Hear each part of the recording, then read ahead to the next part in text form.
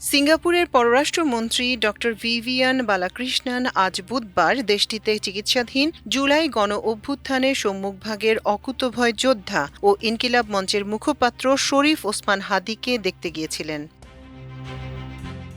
প্রধান উপদেষ্টার press wing থেকে রাত 10:30টায় দেয়া এক প্রেস রিলিজে জানানো হয়, রাত 9:40 সিঙ্গাপুরের পররাষ্ট্রমন্ত্রী ডক্টর ভিভিয়ান বালাকৃষ্ণন প্রধান উপদেষ্টা প্রফেসর মোহাম্মদ ইউনুসকে ফোন করেন এবং হাদির চিকিৎসা কার্যক্রম সম্পর্কে তাকে অবহিত করেন। তিনি জানান, হাদির অবস্থা অত্যন্ত সংকটাপন্ন। প্রধান উপদেষ্টা দেশবাসীকে শান্ত থাকার আহ্বান জানিয়ে হাদির জন্য দোয়া ও প্রার্থনা করার অনুরোধ করেছেন। অপর একটি সূত্র জানিয়েছে তার ম্যাসিভ হার্ট অ্যাটাক হয়েছে এবং ইনফেকশন ছড়িয়ে পড়েছে।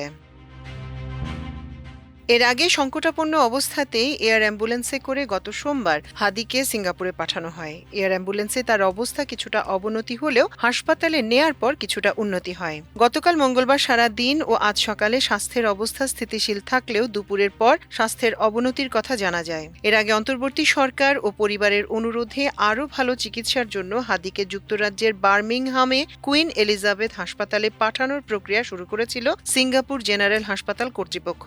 তারা মেডিকেল রিপোর্ট সহ আনুষ্ঠানিকভাবে একটি চিঠিও পাঠায় কুইন এলিজাবেথ হাসপাতালে। স্বাস্থ্য পারমিট করলে যুক্তরাজ্যে পাঠানো এই প্রক্রিয়ার মধ্যেই স্বাস্থ্যের কিছুটা অবনতির খবর জানতে পারে আমার দেশ।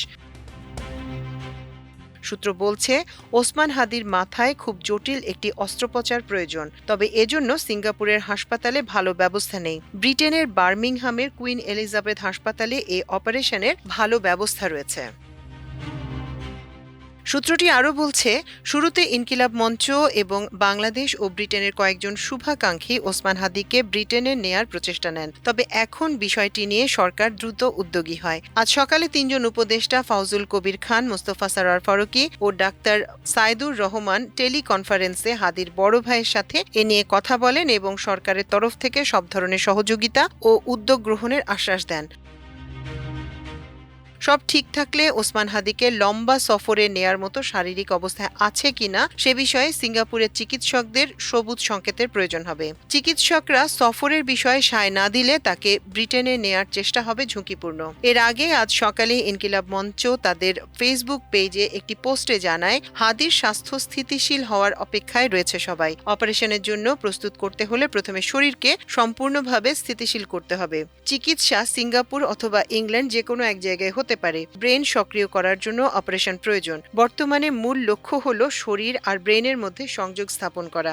ব্রেন ছাড়া শরীরের অন্য সব অঙ্গ সক্রিয় রয়েছে। তার পরিবার তার জন্য বিশেষ দোয়া কামনা করেছে জানিয়ে ওই পোস্টে লেখা হয়, হাদি ভাইয়ের জন্য বিশেষ দোয়ার আহ্বান করেছে তার পরিবার। আল্লাহ যেন তাকে হায়াতে তাইয়েবা নসিব করেন। মাল্টিমিডিয়া ডেস্ক, আমার দেশ।